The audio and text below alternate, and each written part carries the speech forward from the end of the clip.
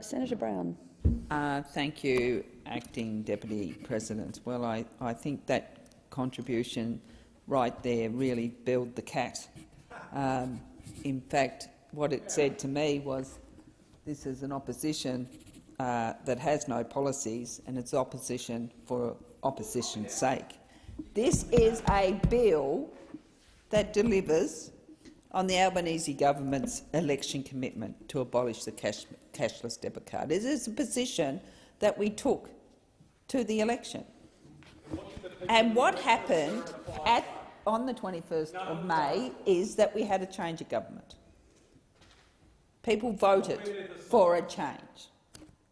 That's what happened.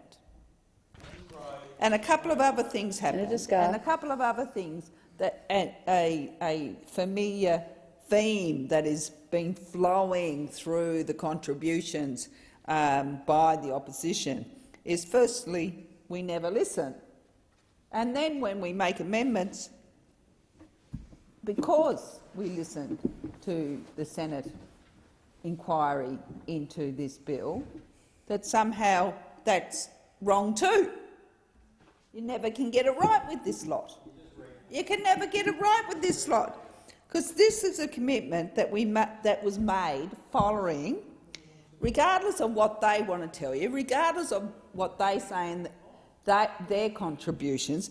This is a commitment that was made following extensive consultations with individuals, with organisations, with service providers and cashless debit card holders. There have been numerous evaluations, inquiries and orders, none of which have been able to establish that the card is working. And the latest of these was the ANO report released in June, which highlighted the lack of evidence to demonstrate any success associated with the rollout of the card. With any success associated with the rollout of the card. Instead, what we've heard are the experiences of cardholders feeling stigmatised and believing that they've been punished for being welfare recipients. That is why Labor committed to abolish the card. That is why the Australian people voted for the Labor Party as part of our commitment to abolish the cashless debit card. The passage of this bill will mean that no new social security recipients can be put on the card, and also enable the more than 17,000 current card holders to transition away from having to use the card. As part of this process, everyone who is currently using the card will be able to remain on voluntary income management.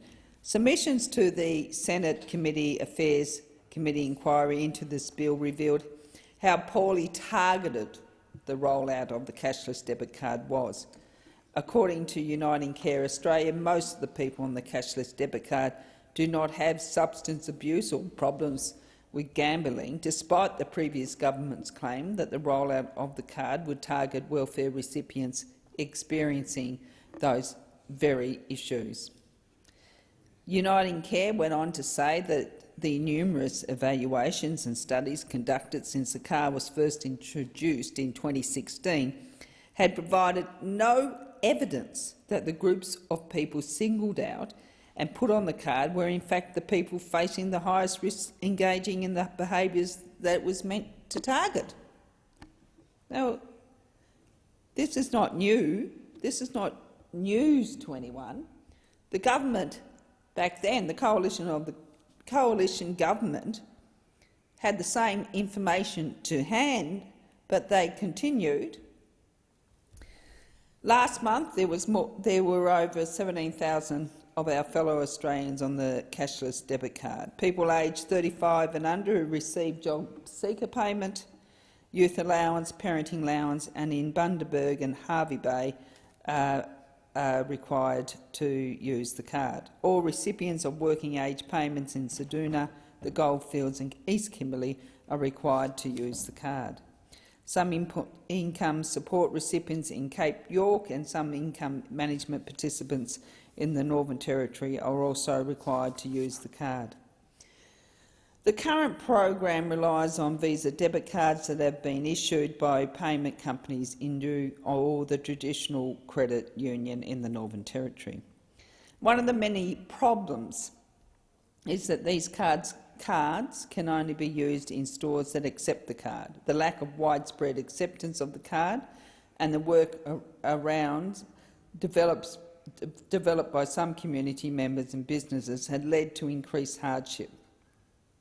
In some cases, rent payments have been blocked, making housing stability an additional challenge for those people. Now, we've heard in a number of contributions here about the issues that related to the use of the card and the extra hardship that it caused on people that were required to use these cards. And anyone in this chamber really should have a good, long, hard look at themselves as to suggest that people should be able to be not be able to shop where they should they want to shop.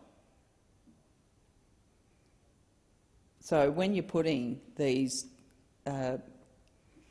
systems into place, you really need to have a good, long, hard look at yourself, really. I mean, seriously. The previous government also claimed that this form of compulsory income management would help women in violent and abusive relationships, but again, no evidence to support this claim. No evidence at all, and none in all the contributions that we've had here today have put forward any evidence to support this claim, and you should be. If this is your position, if your position is to oppose this piece of legislation, you should be putting forward the evidence, not just blanket statements, but actual real evidence. Now, in the submission to the committee inquiry, the top-end women's legal services outlined some of the complexity faced by women, survivors and victims of violence and abuse, including the shame of providing details to Centrelink and problems accessing housing and crisis support when on the basics cards and cashless debit card. So complete the opposite of what you're saying. The St Vincent de Paul Society shares the view of many that there is no evidence that compulsory income management has any widespread or sustained benefits. They are also concerned that the use of the cashless debit card did not lead to any discernible improvements in employment outcomes. Instead, it often resulted in stigmatisation, exclusion, financial hardship and discrimination. This bill allows for a staged transition for people who currently use the card. This gradual process will allow Services Australia to conduct individual interviews with everyone subjected to the cashless debit card to ensure that each participant is well informed of their options and the support services that are available to them. So a sensible approach taken by this government, a government that cares about people. And it's really incumbent upon the opposition to come out here in their contributions and put cold hard facts out in their contributions. Because quite frankly, we haven't seen that. We haven't seen any facts to support the statements that they are presenting this chamber with. And really, they need, as I said, to take a good hard look at themselves. This approach that the government has taken is supported by the evidence from service providers that the most effective way to achieve long-term sustainable change is to provide individualised, culturally sensitive services and supports for as long as they are required.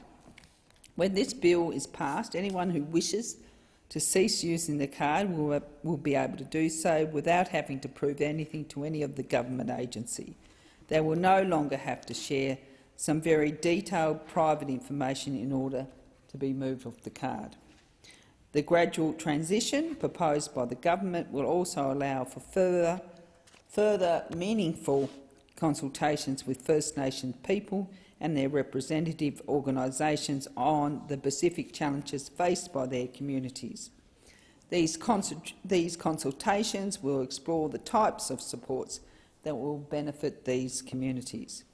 Welfare payments and associated supports are key components to delivering on this government's priority that no one is left behind. A priority for the government will be to ensure that every measure we put in place to assist some of our most vulnerable citizens does just that, assist them. We will always have supporting the most vulnerable members of our community as our top priority. The delivery of housing, health, education, childcare and income support will make Australia a better place. These important areas of public policy are key to delivering on this government's top two priorities: no one left behind and no one held back. Today we are taking a step forward on that journey. I commend the bill to the Senate. Thank you, Senator Brown. Senator Scarr.